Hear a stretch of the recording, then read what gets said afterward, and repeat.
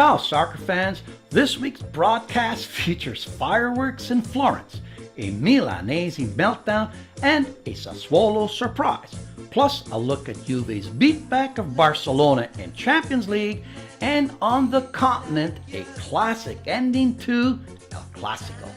My name is Graziano. This is the Italian Soccer Addict broadcast, and you are where you need to be to get all your soccer information.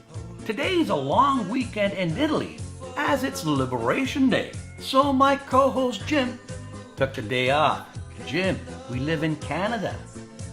Fireworks in Florence saw a 9-goal game when Fiorentina hosted Inter at the Artemio Franchi.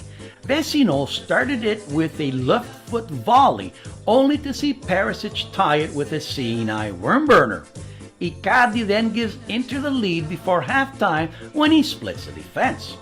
In the second half, Handanovic saved a spot kick, only to have Astori tie the game 2-2 with a header from a cross. In the 64th, Vecino gives the Viola back the lead. But Inter's bad defending allowed Babacar 2 quick goals, making it 5-2. To keep things interesting in the last 3 minutes, Icardi hit 2 more to lift his total of 24, but it wasn't enough as Fiorentina won 5-4. A great game for forwards, but not so much if you're a defender. The other Milanese meltdown saw AC lose at home to Empoli for the first time since 2007, 2-1. Mekildice opened the scoring for Empoli with a header from a cross in the 40th. Suso had a chance to tie it from the spot in the 59th, but the Skorupski wall held. Thiam then doubled the score with a left-footed volley.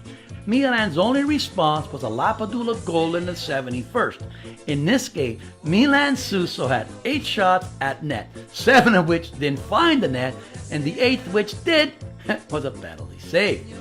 On this day, Suso was so-so. Looking to surpass Roma for second place, Napoli traveled to the Mappe Stadium in Sassuolo. In the 52nd, Dres heads in his 52nd of the year to give Napoli the lead. In the 59th, a Hamsik back pass finds Bernardeschi instead, who scores to make it tie the game. Mazzeltini gives Sassuolo the lead in the 80th, and Milik responds, coming back from knee surgery in the 84th with a freight footer off a scramble in a corner. But Sassuolo hold on to surprise Napoli 2-2. League leader Juventus made it 34 straight at the You Never Win Stadium with a 4-0 revenge victory over Genoa. An own goal by Munoz and a Dybala curler foreshadowed the ending. Mandzukic and Bonucci added to Genoa's grief.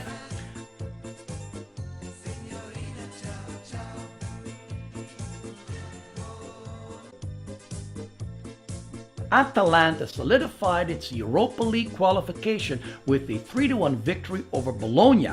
With Conti and Calandra scoring, Atalanta features the top scoring defense in Europe. Other scores saw Lazio pound Palermo 6-2. Immobile got the brace to give him 20, and Keita the hat-trick. Torino got goals from Jajic and Falke to beat Chievo 3-1. Udine beat Cagliari 2-1. Amazing Crotone made it 2 victories in a row, beating Sampdoria 2-1. They are only 4 points back of Empoli for the last salvation spot. This Monday, Roma travels to Pescara. In Champions League, I am proud to say that I correctly predicted the outcome of 3 matches, although I missed badly on the scores. First off, you advanced to the semifinals with a 0-0 tie at Barcelona at Camp Nou. This proves that in most sports, defense wins championships. Holding Barca at home is no easy feat, as they scored 24 goals at home in this year's competition. Juve limited them to 1 shot on net. Barca did fire 19 towards the net, but Juve's defense pressured the shooters, and their attempts were either blocked, deflected, and sent wayward. As a reward, Juve got the best draw possible as they now will meet AS Monaco in the semifinals. Forza Juve! Leicester City's fairy tale finally came to an end against Atletico as Nunes scored in the 26th. The Blue Foxes made it close with a Vardy goal in the 61st, but too little, too late. So much for my Leicester City 700-1 make me rich bet. AS Monaco, featuring the youngest side in the competition, once again blew away Borussia Dortmund 3-1. 18-year-old sensation Mbappe found the net. Their reward?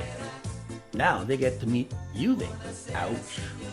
The most exciting game of the competition saw Real Madrid needing extra time and 2 offside goals to beat Bayern 4-2. A Lewandowski penalty and a Sergio Ramos own goal gave Bayern the tie on aggregate going into extra time. When Arturo Vidal drew a straight red just before extra time, the ending was inevitable. Ronaldo, benefiting from 2 blown calls, made it 4-2. Real Madrid now meets Atletico in the semifinals. This week's Champions League tie between Bayern Munich and Real Madrid proved without a doubt that the present system of reffing is broken and needs immediate repair. Real Madrid won with the help of that two obvious offside goals missed by the linesman. In both cases, Ronaldo was clearly offside.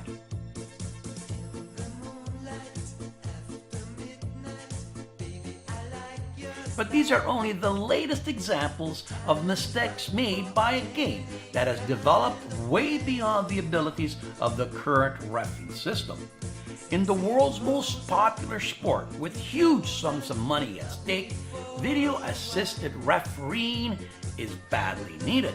And considering that all the other major sports leagues, American football, hockey, tennis, rugby, baseball, have all embraced technology, the Real Bayern games proves all too emphatically that so does soccer. Come on, soccer, get into the 21st century. It's badly needed.